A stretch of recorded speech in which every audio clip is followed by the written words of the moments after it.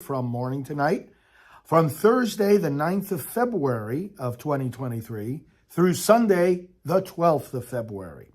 Let's look at these productive days. So on Thursday, the 9th, I started out here in my office and had a morning administrative phone call while having breakfast, and then actually went for a haircut and to get some gas in the car for my trip later on.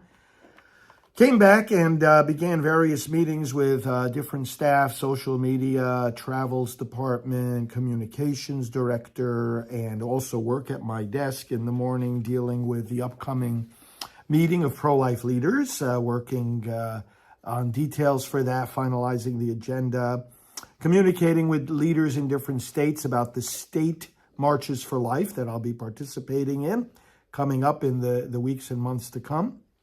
Looked at some footage actually of Mother Teresa where I was interviewing her years ago, and we're cleaning up some of that footage so that we can deploy it. Gave some approvals to emails going out, looked at some upcoming invitations and trips, working with our travel coordinator, and also then writing some opinion pieces for publication in various pro-life and pro-family journals and websites. So that was taking up most of the day, various phone calls, meetings with staff on these upcoming projects. And then as the day went on, looks like of course, I did my taping in the TV studio for our daily, I had to do two tapings today for the Praying for America program, one of them for Thursday night, the other one for Friday night. And so I do those things actually on Thursday, I did them in the morning. I usually do them in the afternoon, but had that studio time in the mid-morning. The day went by with all these other things I just mentioned, and then staff reports started coming in between 5 and 5:30, and then at 5:45 I took my regular walk with another administrative phone call in the process of doing that. In the evening, I did some desk work and had to sign some cards to go out. And then I drove, starting pretty late. I started about 9:30 to drive to Miami and for the conference that I'm about to describe that I had there the next few days. So that was Thursday the 9th. I arrived in Miami pretty late, checked into the hotel, and went to bed. Friday, February the 10th, was the first day of the conservative conference meeting, hundreds of conservative leaders gathering together from across the nation. The day started out actually with a breakfast meeting with the people from Heartbeat of Miami. Now, this is a cluster of 5 pregnancy centers in the Miami area. I've been helping them from the very beginning, some 15 years ago. And we talked about our mutual work together and some upcoming events. Really a nice breakfast meeting. We met for about 2 hours. At the conclusion of that meeting, my other meeting was getting underway, and so I began a full day and night of networking. So all these leaders were there gathered in one spot, and we started out with a boxed lunch and then a member introduction session. So you had about 400 to 500 conservative leaders gathered in the room, and each of us would stand up and say our name and our organization. We do this at each meeting so we know who's there. It helps people to connect with each other, and helps the new members to see who else is part of the organization. When I got up and introduced myself, the room responded with a standing ovation of support because of all the persecution that I've been going through. The support of these people is strong and deep, and it's simply because they know me. We've had relations. I've been part of this network meeting for 20 years. So it was a great, great affirmation. So the day continued literally with networking in the hallways. There's a networking room. I had one meeting after another, one conversation after another with the leaders of these various conservative groups, many of whom I've known for years, some of whom were new people there at this meeting.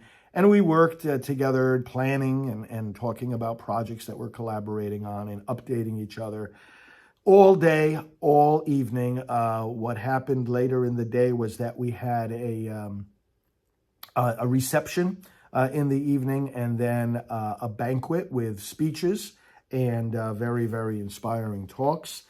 Some of the work I did in the meantime on email a couple of times, just checking in with my office, work on the book that we are doing on the influence of Priests for Life, work on the National Day of Remembrance, a day that I co-founded years ago, on which we pray at the grave sites of aborted babies, and also preparing some opinion pieces for some publications. Okay, so that was Friday the 10th. On Saturday the 11th, this special meeting of leaders continued and started with an early breakfast, during which there were member reports. So the different groups talk about what they are doing, and I gave a 3-minute report on the work of Priests for Life, what we accomplished at the March for Life and the Walk for Life, what we're doing with the state marches, moving forward, the leadership meetings, and inviting these people's participation in the strategic leaders meetings that we convene.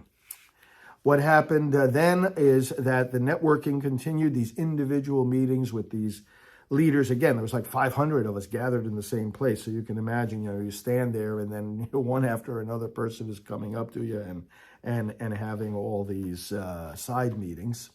Then there was a special luncheon in which we had some really, really great presentations about the upcoming election season and how we can bolster the successes of pro-life candidates and pro-family conservative candidates. And then we went on to do a series of meetings in the afternoon. Besides my one-on-one meetings, I participated at 3 o'clock in a meeting of some of the advisory board, of which I am a part, of the National Association of Christian Lawmakers. So that was a great session for about a half hour. Right when that concluded at 3:30, I went into a meeting of the Catholic Caucus. So some of the Catholic members of this leadership group got together. We talked for about a half hour, and I was helping to guide the conversation about pro-life strategy moving forward. And then, after we spoke for a half hour, 4 p.m., there was Mass. I've usually said this Mass over these decades, so I had arranged for another priest to say it, and I was there. I did the readings. I made some remarks at the end of Mass. And then after Mass, then I had a meeting with my friend Jenna Ellis, who is a broadcaster and a legal analyst, and she has served as counsel to President Trump. And so we had a meeting together. You may have seen the post on social media. And then we went into the evening reception and the evening banquet, during which President Trump addressed us by phone and Governor DeSantis addressed us there in person for a very, very inspiring set of speeches that night, and also some other speeches as well. So that was Saturday night.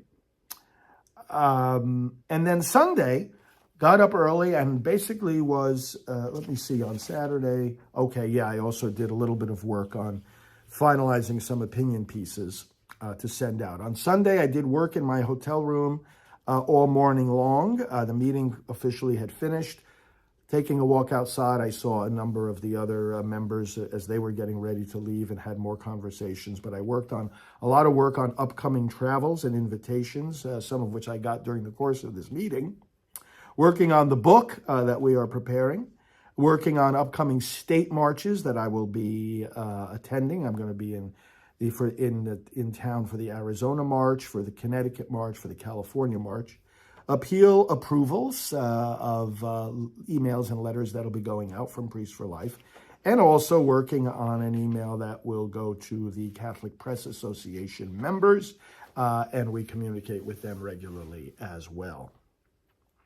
After I did my work on my laptop and with those various things, in the afternoon I drove to the home of some local leaders and we had a beautiful time together at their home with people like Eduardo Verostegui. I hadn't seen him in a while. He was there. Jason Jones, Taylor Marshall, and others. We got together for an afternoon mass that a priest from the Maronite Rite said, and a barbecue and fellowship.